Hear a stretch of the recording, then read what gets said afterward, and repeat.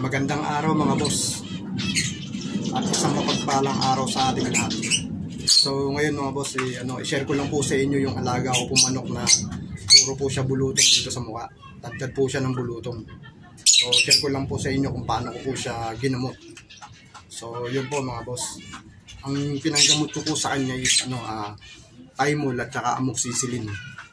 So yun po mga boss, umpisahan ko na po. Pero hindi po siya to, hindi po itong manok na to. Pasensya na po kayo, ngayon lang po ako nakapag-upload ng video kasi medyo busy po sa trabaho. Ito mga boss, puro bulutong siya. Ayan.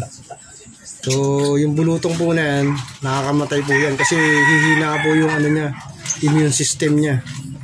So yan, pati yung mata niya.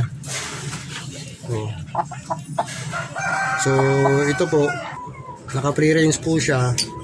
So nahawahan nung siguro siya ng bulutong sa mga nakawala rin na manok. So ito po, nakakahawa po ito sa sa kapwa manok niya. Ayan. So gagamutin ko po siya ngayon. Ang paggagamot ko po sa kanya, ito po yan, Thymol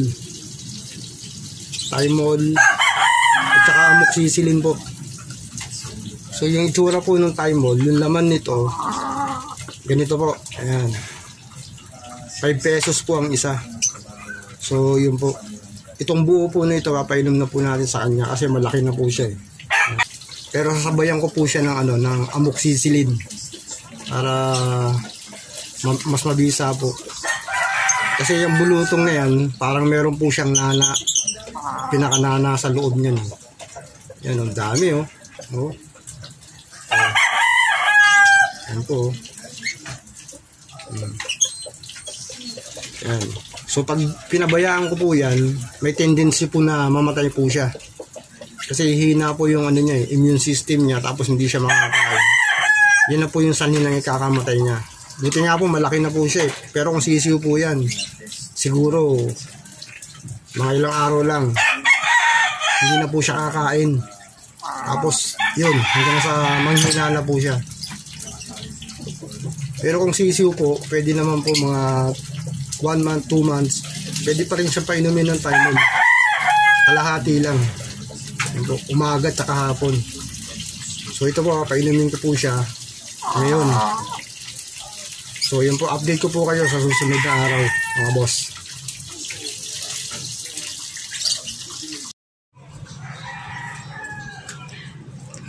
Ito na po siya mga boss Ayan, yun.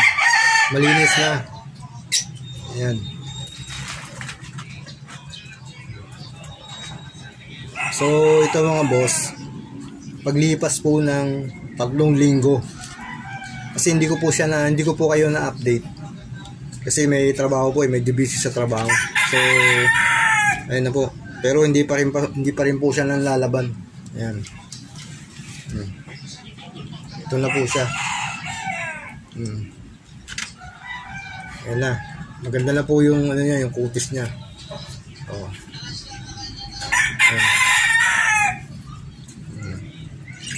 Tapos sinabay ko na rin po yung yung pagpurga at saka yung pagpaligo sa kanya. Yan, kaya ito na siya ngayon. Medyo ganda-ganda na siya. Yan, malinis na. Mula po nung nagkabulutong siya, 3 weeks na po ngayon. So pero nung na po siya, yung mga 1 week pa lang, natuyo na po siya, unti-unti po siya nalaglag. Hindi ko lang po kayo na-update kasi hindi po ako makapag-video kasi medyo busy po sa trabaho, laging overtime. Yan po.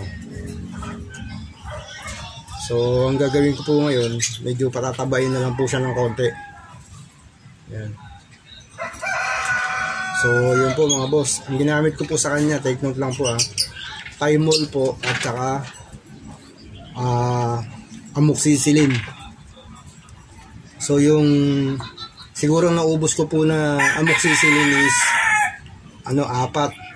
Tapos yung Thymol 14 pieces. Basta yun po. Yung Thymol po, ang ginawa ko umaga at hapon bago kumain. Tapos yung amoxicillin, sinasabay ko po siya sa umaga. Yung amoxicillin. Pero 4 na araw lang po yun. Yung amoxicillin na ginamit ko sa kanya. So 4 lang po yung amoxicillin na nagamit ko sa kanya. Ang amoxicillin po na nabibili ko po dito, sa islang po yung isa. So yun po. Kasi pag pinabayaan natin, so hindi po siya magiging ganito. Baka matulog na lang po siya sa gilid. Ganun, hanggang sa mamatay na lang po siya, hindi siya kumain. So yun po mga boss. Basta tsaga-tsaga lang po na gagamutin natin. Pero kung wala talagang magawa, kung mamamatay talaga siya, ganun talaga. Pero kailangan, lagi po natin gagawa ng paraan. So hanggang sa muli po, Boss Sam Nano, maraming salamat.